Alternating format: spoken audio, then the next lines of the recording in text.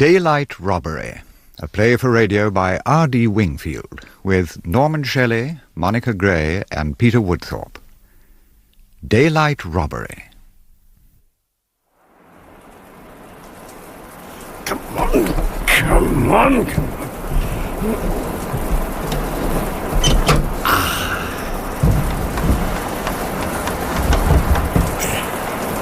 In we go.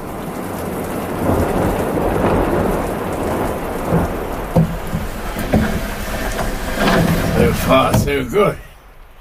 Now, where are we? This must be the lounge. And most expensively furnished. Very promising. Keep perfectly still. Who the devil's that? Don't move. I know very little about shotguns, but I'm assured at this range I couldn't miss. I think I'd better explain. Save your explanations for the police. Police? Madam, I'm Colonel Fryatt. Colonel Fryatt? I say I have come to the right place, haven't I? You are Miss Pickering. Yes. I'm Colonel Fryatt, your paying guest. I wrote to you. I sent you a cheque. Look, if you promise not to blast my hand off, I'll show you the letter you sent me. There. I see. Do you think the guns crew could stand down now? I beg your pardon? The shotgun. Oh. I make no apologies, Colonel. If you choose to enter through a window, you must take the consequences. I had to get in somehow, Miss Pickering. It's bucketing down out there. I knocked and knocked, but no answer.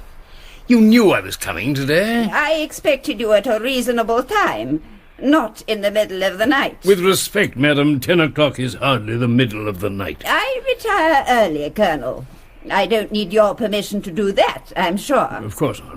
This is not a 4-star hotel.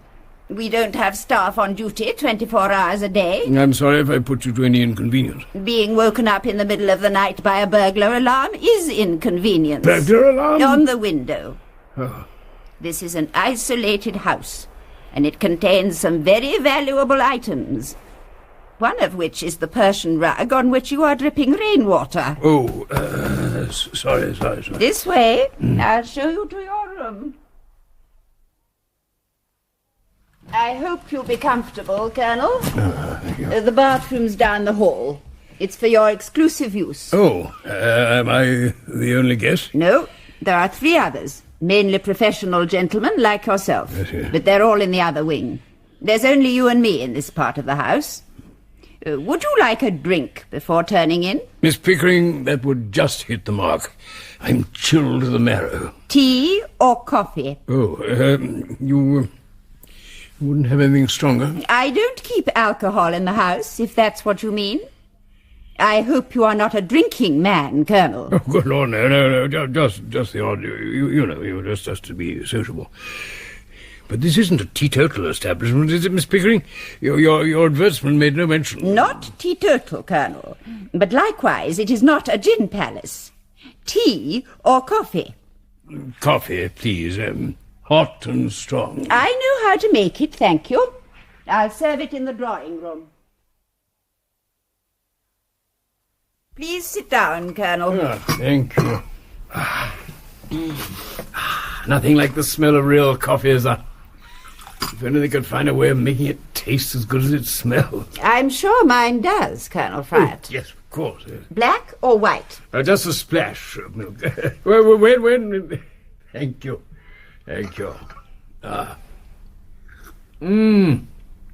Delicious. Absolutely delicious. I was just admiring that lovely Chippendale sideboard. Beautiful piece. You know anything about antiques? Well, not really, my line, but... You're in industrial diamonds, I think you said in your letter, Colonel. That's right. I'm in this area for 2 weeks, calling on our customers. It's a selling job, not what I'm used to. And taking in paying guests is not what I've been used to. Yeah, quite. This is a remote house, and it contains much that is priceless. Valuable antiques that have been in my family for generations. That is why I have to be very particular in the class of guest I take. And why you need burglar alarm. The insurance company insisted. We've had 3 burglary attempts. Well, I'd have thought that furniture and stuff like that would have been far too big for burglars to handle. They weren't after the furniture. Oh? Oh, I've said too much. More coffee? Oh, please, thank you. Yes. You wouldn't, have a safe in the house by any chance, would you? Oh, look out, you're spilling it. I'm sorry. Why did you ask about a safe? Well, because of this. Pretty uninteresting little package, eh? You know what's in it? No? Industrial diamonds. May not look much, but when I hand this over to my customer tomorrow, he'll hand me his cheque for £57,000. Indeed. So if you should happen to have a safe, I'd be much obliged if you could lock this up for me for the night. Certainly. What sort of safe is it? Why do you ask? Oh, £57,000 is an awfully large sum, Miss Pickering. I'd like to know to what I'm entrusting it. You must think me rather rude. But the fact is I have something of great value in that safe, and, one must trust someone, I suppose. The safe is a Venning Mark 4A. The 4A? Oh, I know it. What on earth do you keep in a safe of that caliber? A triple-string pearl necklace valued at over £150,000. Good Lord. Well, no wonder you welcome me with a shotgun. I'll put your diamonds away, Colonel. Thank you. And then, if you'll excuse me, I'll go to bed. Right. Breakfast sharp at 8:30.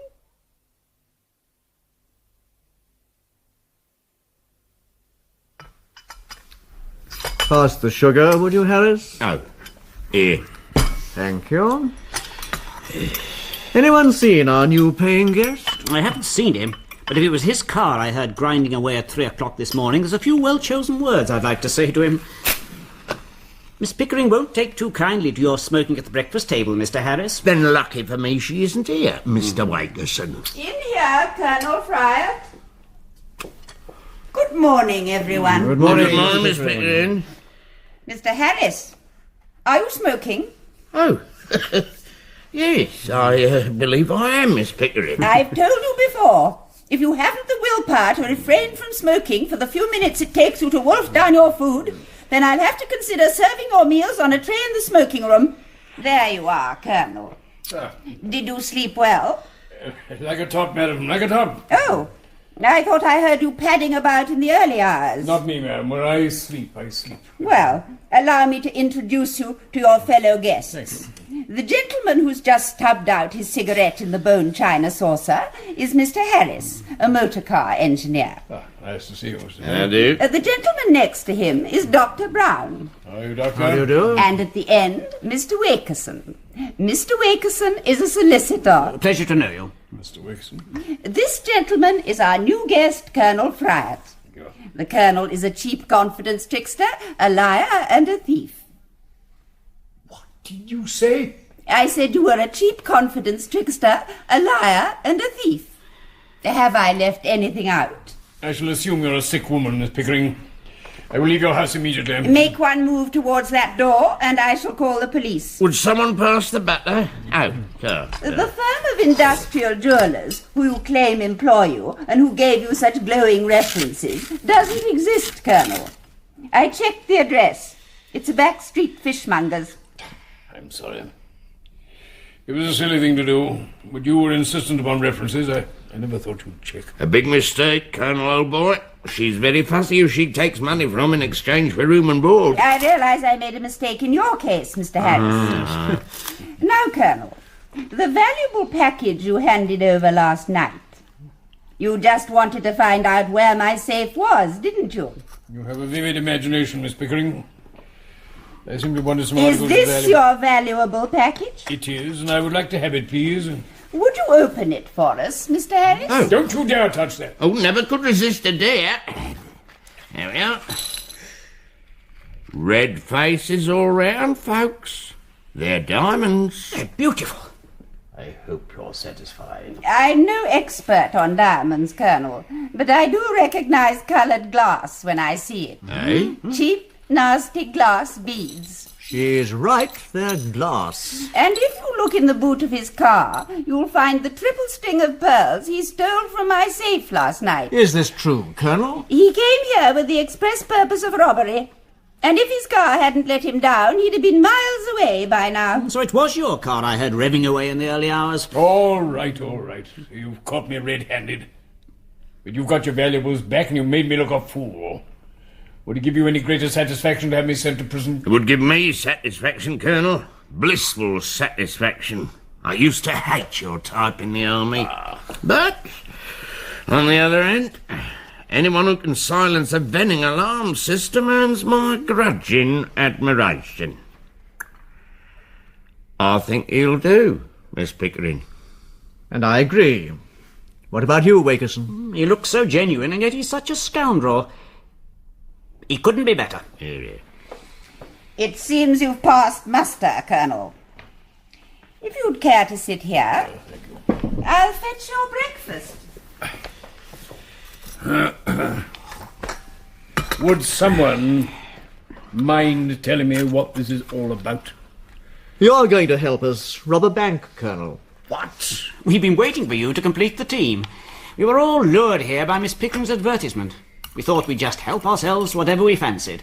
Instead, she was leading us into a trap. Trap? I don't believe it. There you are, Colonel. Oh, thanks. There's more bacon if you want it. No, I'll have some more. I'll have some more. It's the only thing you can cook. You've had enough. Here. Coffee, Colonel? Thank you. We were just telling the Colonel how we all swallowed the bait when we read your advertisement. Elderly lady, living alone in remote house, willing to take in paying guests, able to appreciate the many valuable antiques, treasures and works of art it contains. Highest references essential. Very cleverly worded. You deliberately put that advertisement in to attract crooks. Oh, yes. And you got 100% response? Surprisingly, yes. So, how does the idea of robbing a bank grab you, Colonel, old boy? Is it any old bank, or do you have a specific one in mind? A specific bank and a specific plan. A damn good plan.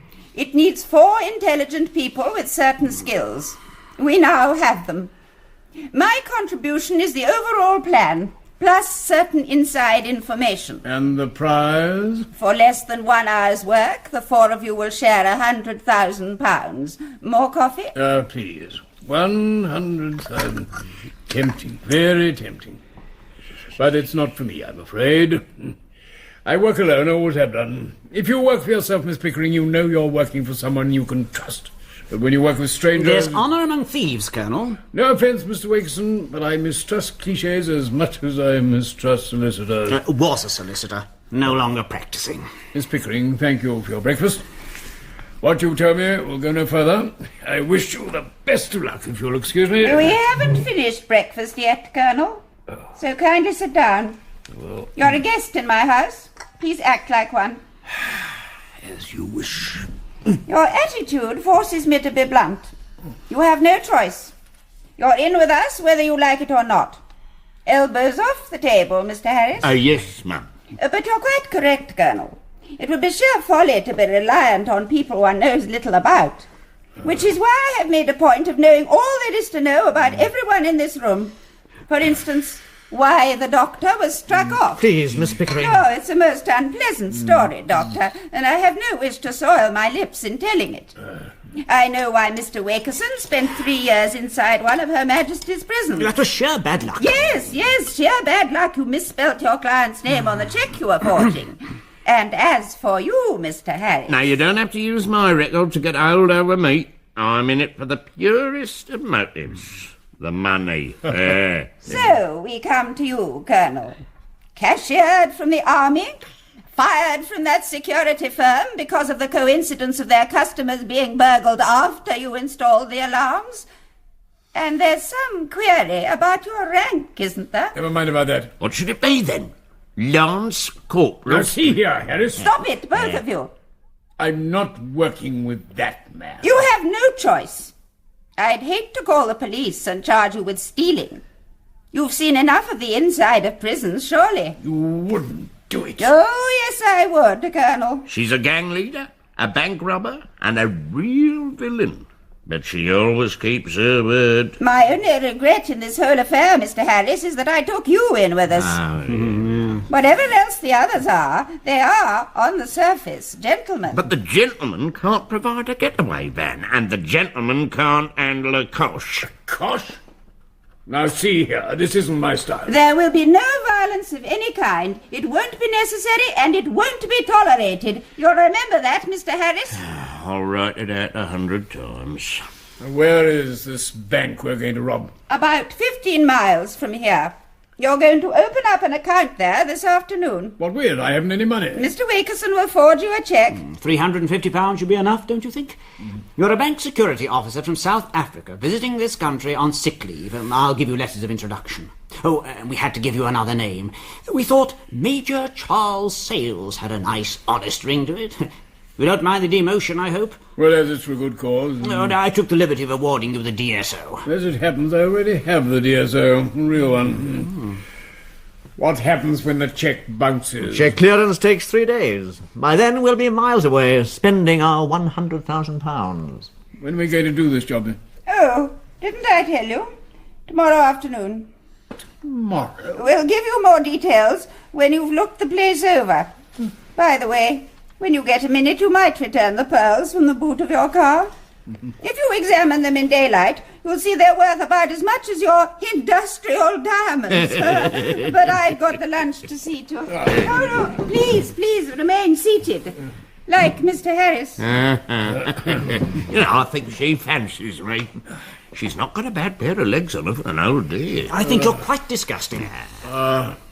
Mr. Harris. Yes, a Colonel, sir. I understand you're a motor mechanic. That's right. I was wondering if you could take a look at my car. I couldn't get it going this morning. At 3 o'clock this morning. Was it all right last night? Absolutely. Here. Try sticking this back. What? On earth? Your rotor arm. You put it back, it'll go as good as new. Do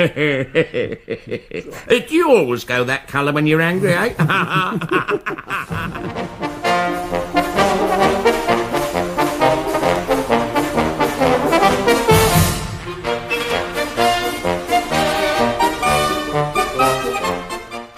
Major Sales. Oh, yes. I'm Lethbridge, the manager. Would you come in?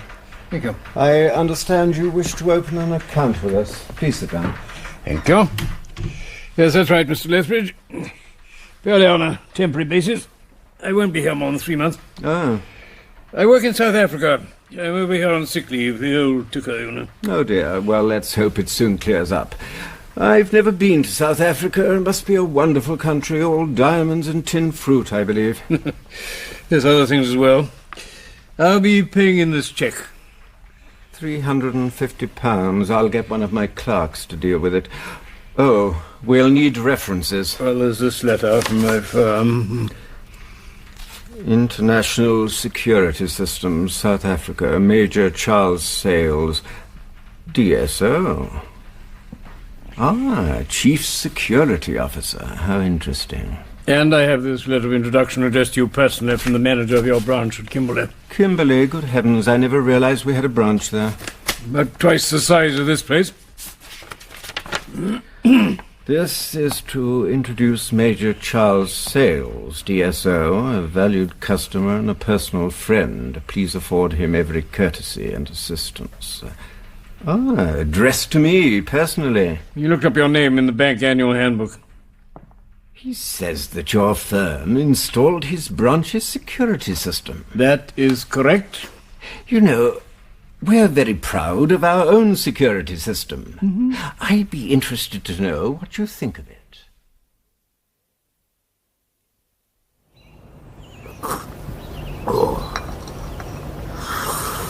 If it's your intention to annoy me, Mr. Harris, you'll be pleased to know you've succeeded. What have I done now? That disgusting noise. And look at your hands. They're filthy. We're robbing a bank, not going to a bloody coming-out party. Another slice of homemade cake, Mr. Wakeson? No, thank you, Miss Pickering. I've had ample. Yeah, I thought it tasted rotten too. Oh, here's the dock. Tea on the lawn, eh? How lovely. Yeah, well, it don't make the food taste any better, though. I'll say one thing for your homemade strawberry jam, Miss P. It keeps the wasps away. I make no claims as to my cooking talents, Mr. Harris. In the old days, we had servants to do that sort of thing. Tea, Doctor. Please. Oh, and that fruitcake looks good.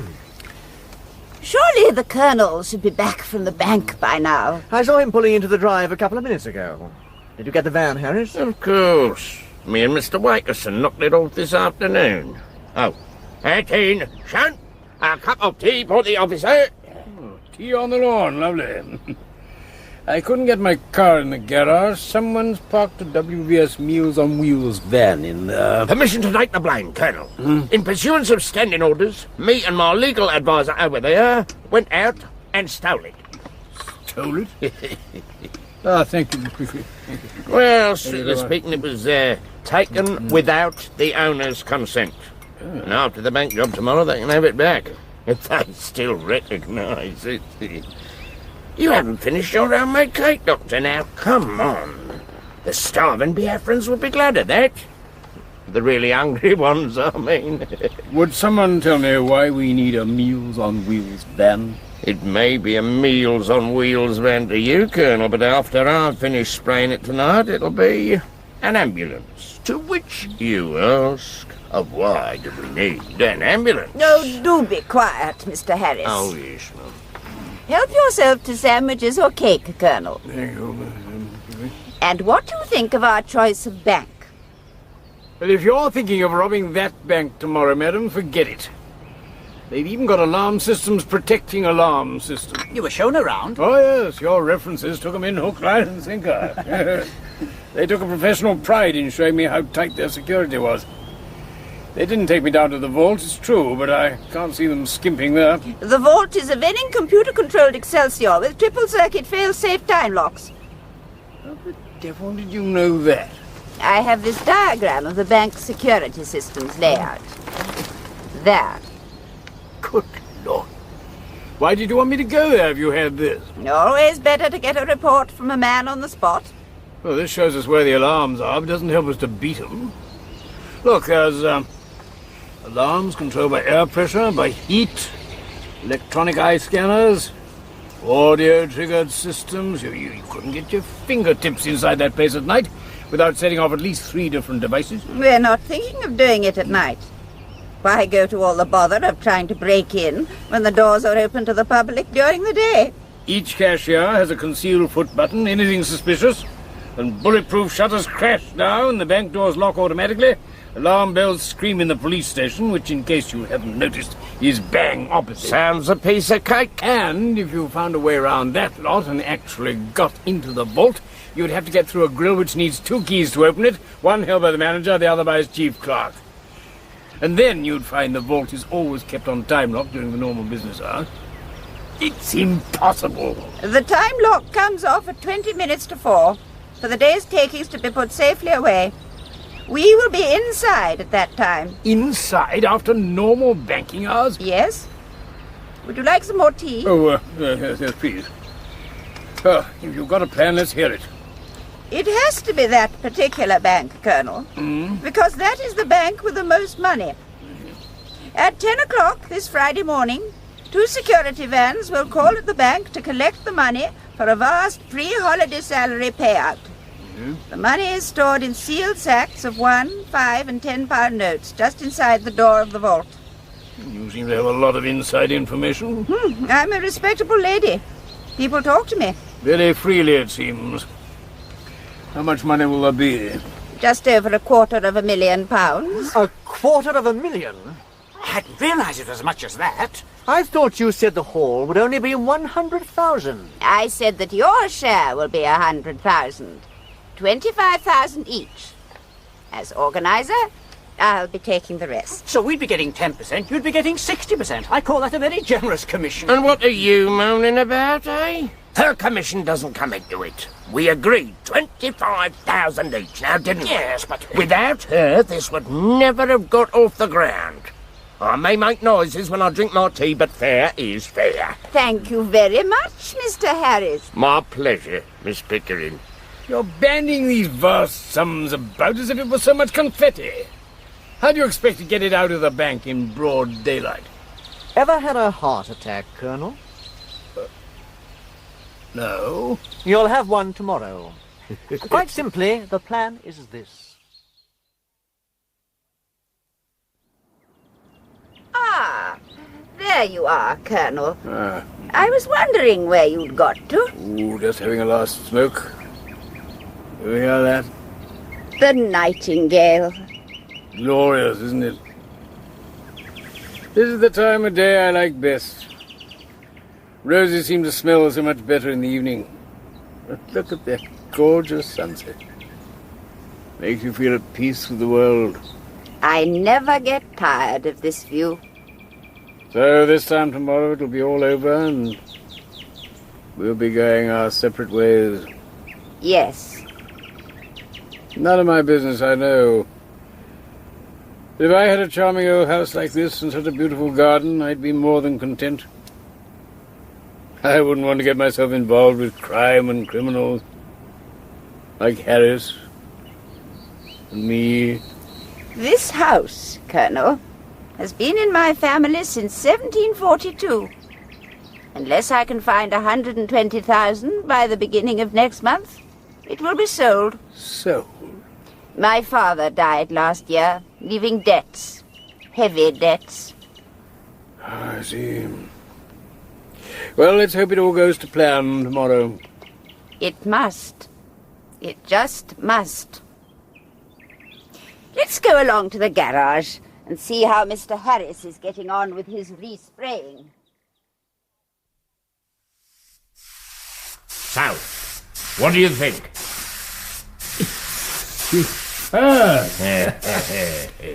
An ambulance. Down to the last detail. Well, it's my trade. I was the respray king. The boys would nick a blue car in the morning and we'd sell a yellow one in the afternoon. And if the new owner was unlucky, they'd nick it again and we'd sell a brown one in the evening. But just spraying it white and sticking transfers on the side shouldn't make it so lifelike. It was an ambulance in the first place. Hey. The WVS bought it second-hand from the hospital and repainted it. Mr. Harris has simply restored it to its original condition. How did you manage about the siren? Oh, I had to fake that. Here. Oh, very good. All done with a tape recorder and a loudspeaker. Well, when you have washed and changed your clothes, Mr. Harris, perhaps you would join us in the drawing room for the final briefing. Yes, Miss Pickering. This uniform is still loose, Miss Pickering. Ambulance men aren't tailored to Savile Row standards, Mr. Wakeson. Yeah. How does yours feel, Mr. Harris? Hey, perfect. I could go straight out in the street now and deliver some woman's baby. Good. The more you feel the part, the more you look the part. Now, you all know what you've got to do tomorrow. Yes. What time is your appointment with the bank manager, Doctor? 3:15, but I'll turn up late, so I'm there as close to 3:30 as possible. Make certain you're not too late. At 3:30 they close the doors and they won't let anyone in. You'll be inside paying in a cheque, Colonel. Miss Pickering, we've been over it a dozen times. I'm sorry, but there's a lot at stake. Now, I'll be waiting for you where the road forks, halfway through the woods. You'll transfer the money to my car, then we immediately split up and go our separate ways. Half a mo? What about the share out? Each of you will be given a key to a safe deposit box in London. Your shares will be awaiting collection in 3 days' time. You never told us this part. Why can't we split it up there and then? Within minutes there'll be roadblocks everywhere. You want to be stopped and searched with the money on you? What's the matter? Don't you trust me? Well, the others are two gentlemen, it's the same as Pickering. They don't trust you. But the thing is, to someone uncouth like me, there's a lot of sense in doing it, you know, right? And, should there be any double-cross, we know where you live. Thank you. Now, I suggest we all get an early night. But before we do, although I do not normally have strong drink in the house, this is rather a special occasion. Oh. Get the glasses, Mr. Harris. Oh, certainly. Let's drink to our success. That's not some of your own made wine, is it? No. Ah, okay then. By all means, let's drink to the most happy, prosperous and successful daylight robbery ever. Right.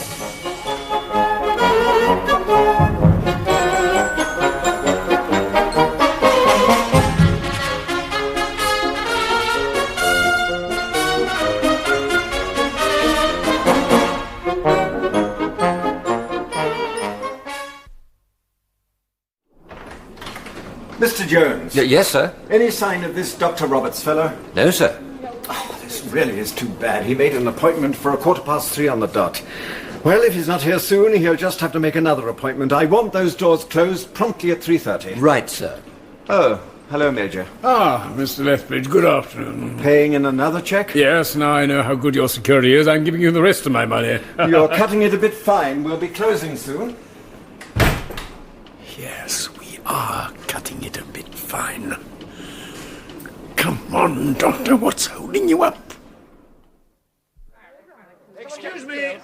Would you let me through, please? I've got to get to the bank. Here, who are you? Now, stand back, please. Give us some room. Oh, little Mike. What is it? What's happened? The little child's been run over. I couldn't help it, Constable. I just couldn't avoid her. She ran straight across the road in front of me. All right, sir. All right. Now, take it easy, lovey. The ambulance will soon be here. Oh, God. Constable, let me look at her. Perhaps I can be of help. I am a doctor. All right, everyone. That's it. There's nothing more to see. Stand clear of the ambulance.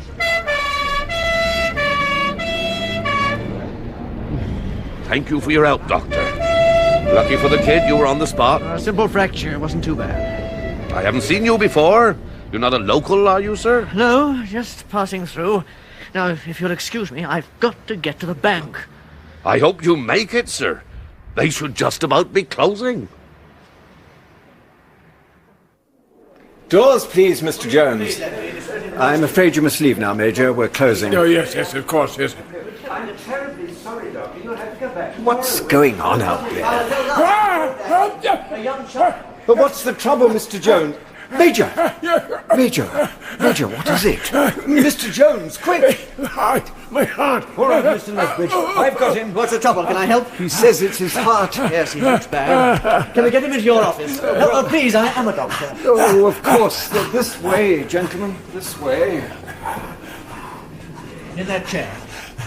Do we know who his doctor is? I don't think he's got one. He's just arrived from South Africa. He's seriously ill. I'll have to get him to the hospital. Can I use your phone? Of course. Oh, damn, today of all days. Sorry, lady, you'll have to come out. This kiosk is out of order. What do you mean, out of order? It was all right this morning. I'm sorry, love. Oh, really? Oh, excuse me, that's for us. Ambulance station. Heart attack at the bank. Good heavens, we're on our way. Phone seems to be working now, missus. Put down, Mr. Wakeson. It's an emergency. Aye, aye.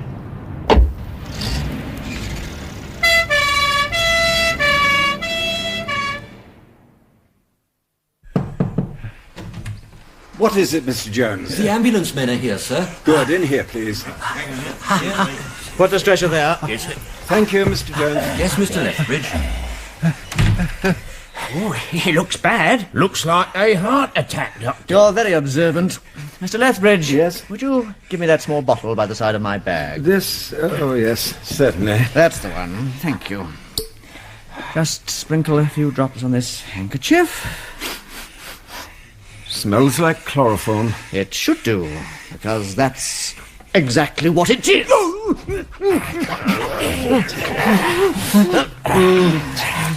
That's the idea, Mr. Lethbridge. I've got it. Gently. Now lower him down. There's his teeth. Yeah. Good. A drop more, and we're ready again. Mr. Jones, could you spare a minute? Come in, Doctor. Is there anything I can do? Good heavens!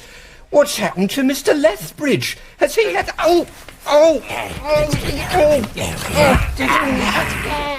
Take his feet, Harris. Lay him behind the desk out of sight. Here we go. Here's the other set of keys. Right. Now come on, Colonel. Forget your heart attack. Yeah, too damn sorry. Down to the vaults.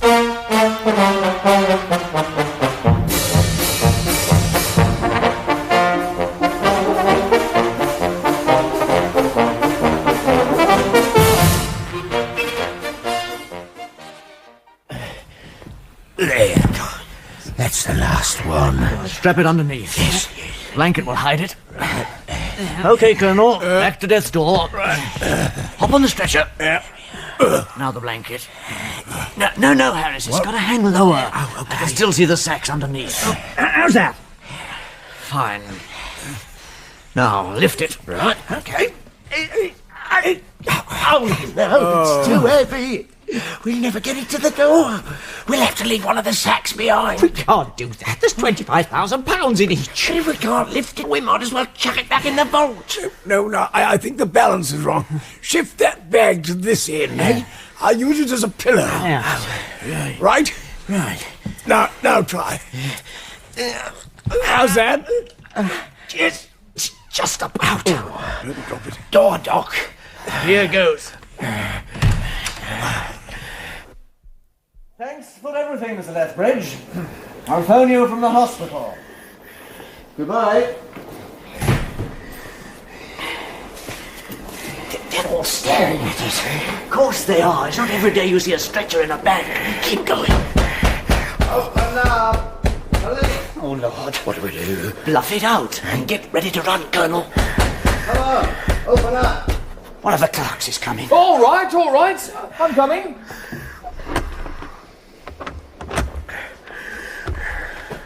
We saw the ambulance outside. What's the trouble? One of our customers had a heart attack. Oh, yes?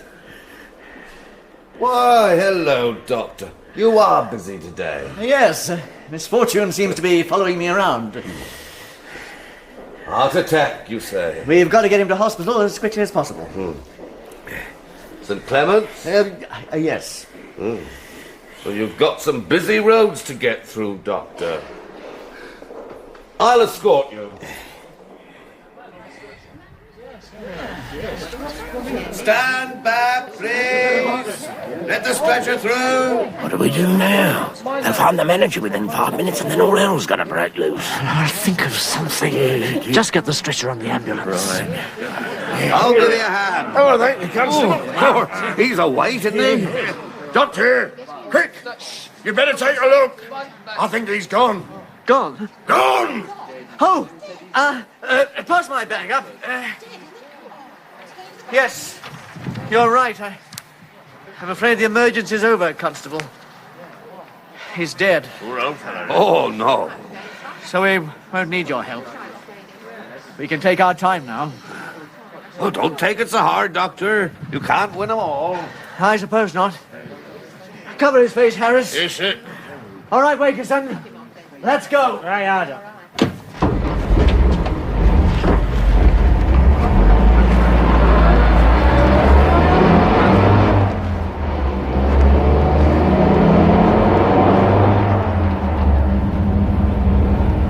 Is it all right if I come back to life now? Well, if you must. I was enjoying the idea of you being dead. Working out how much more my share would be. I never thought a £25,000 pillow would be so damned uncomfortable. Well, we've done it. Yes, indeed. All plain sailing from now on. What's the matter? Why are we stopping? We're here. There's Miss Pickering with the car. Come on, Colonel. Give us a hand with these. How did it go? Perfectly.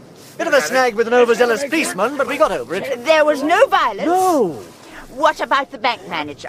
A whiff of chloroform, that's all.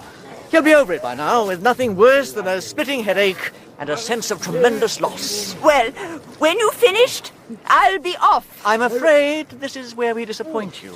We take the car. What do you mean? This is where we say goodbye to you, Miss P. And you say goodbye to the money. But we agreed. We made a bargain. A bargain made under duress is not enforceable by law. Oh, that's the lot, folks. Did you really think, Miss Pickering, that we were going to let you take 60%? And I thought I was dealing with gentlemen. How much do you want, then? The lot. Oh! We feel badly about it, ma'am, but you've been rather naive, haven't you? Didn't it strike you as a bit of a coincidence that your advertisement produced exactly the sort of people you were looking for? What do you mean? The doctor was the first to answer. As soon as he found out what you were up to, he got in touch with the rest of us. See, we've all worked together before, Miss Pickering. I warned you to be careful of the company you were keeping. But there you are. Experience is always expensive, and you'll know better next time. Come on, Colonel, let's get the hell out of here. Right. Come on. Goodbye, and thank you. I'd have kept my side of the bargain. Just remember that. I'd have kept my side.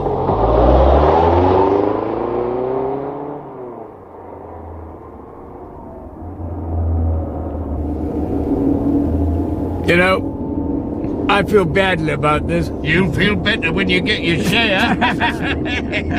What are you doing? I want to have a gloat. All this lovely money. Here. What? It's paper. Just blank pieces of paper. What are you talking about? Oh, God. Give me that knife. Gentlemen, we've been outconned. I don't understand. What's in that glove compartment? A wig. A grey wig.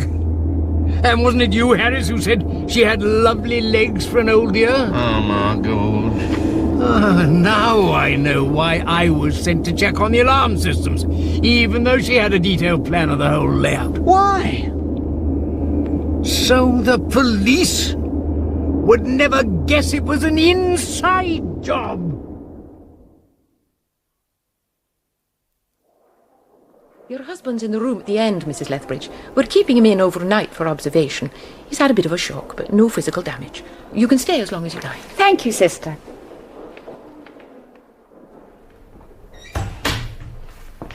John? Hello, Pat. How are you? I'm all right. I just thought it might look a bit better if I were numb with shock. Oh. How did it go your end, Miss Pickering?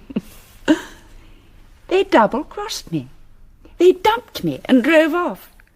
I'd give anything to see their faces when they open those bags. Still, we won't have to pay them their share now. Let that be a lesson to you, gentlemen. I can't help feeling sorry for them. They work so hard. And so did we, cutting all that paper out to size. Now do you believe me? The easiest way to rob a bank is to make a few entries in the books. And arrange a fake robbery to balance the figures.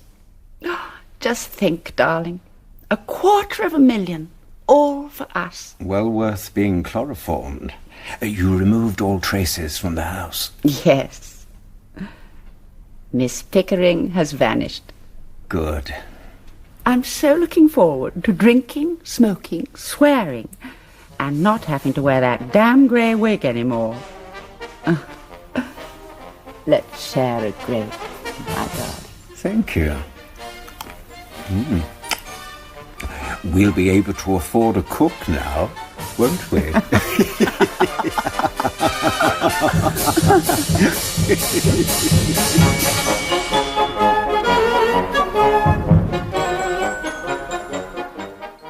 You've been listening to Daylight Robbery by R.D. Wingfield.